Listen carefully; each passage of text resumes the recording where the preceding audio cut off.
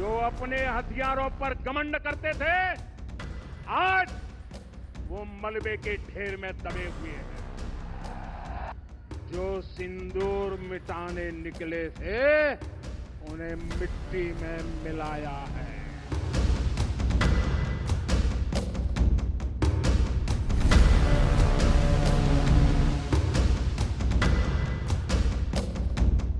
दर्शकों, प्रधानमंत्री के बयान का जो हिस्सा हमने आपको सुनाया है वो अभी थोड़े देर पहले, जिस समय मैं ये वीडियो रिकॉर्ड कर रहा हूं, प्रधानमंत्री राजस्थान में थे और उसी दौरान उन्होंने ऑपरेशन सिंदूर का जिक्र करते हुए ये कहा।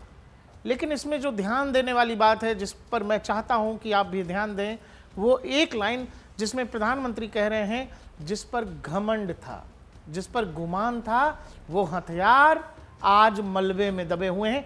एक बार और सुनिए, फिर हम इसके क्या क्या मायने हैं उस पर बात करते हैं। जो सोचते थे भारत चुप रहेगा, आज वो घरों में डूब के पड़े हैं।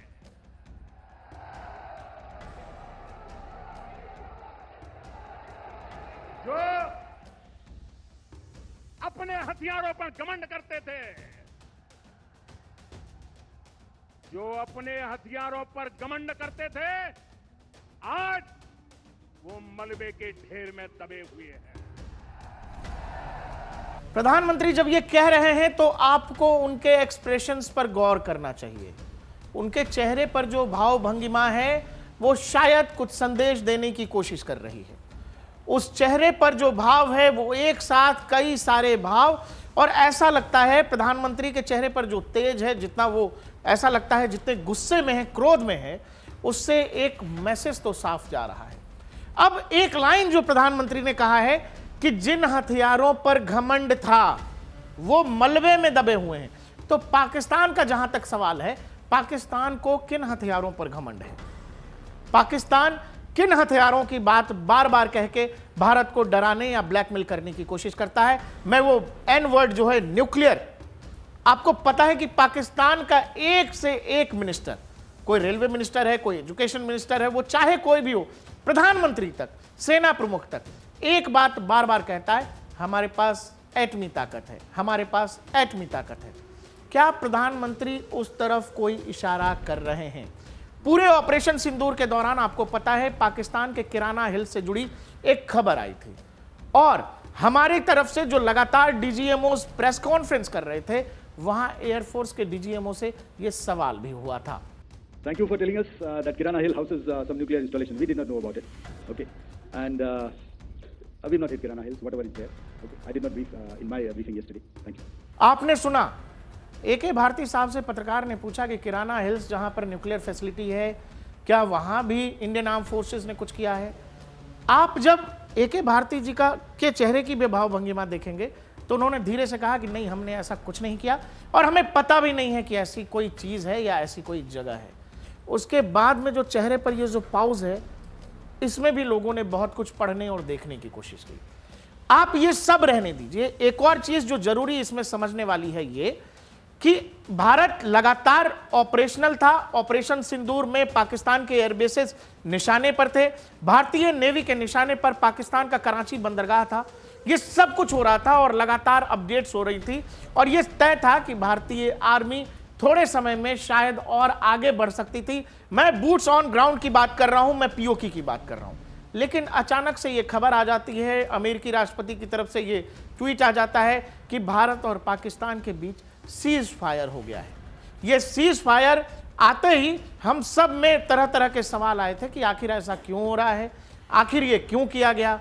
जब आप पाकिस्तान को बुरी तरह से हरा सकते थे, हरा रहे थे, बहुत बुरा मार रहे थे, ऐसे में जब आप 99 रन बना चुके हैं, शतक से ठीक पहले आप पवेलियन वापस आने की घोषणा क्यों कर रहे हैं? तमाम डिफेंस एक्सपर्ट इस बात की चर्चा कर रहे थे।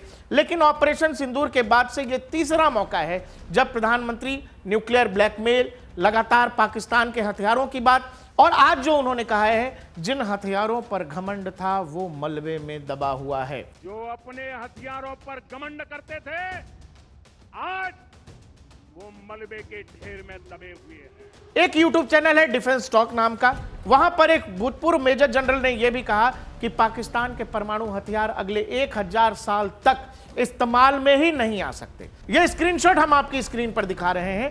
तमाम डिफेंस एक्सपर्ट लगातार किराना हिल्स का जिक्र कर रहे हैं, लेकिन भारत की तरफ से ऑफिशियल कुछ भी नहीं हुआ। इवन दुनिया के भी अखबारों में और दुनिया में तमाम तरह की चीजें जो हैं दिखाई गई।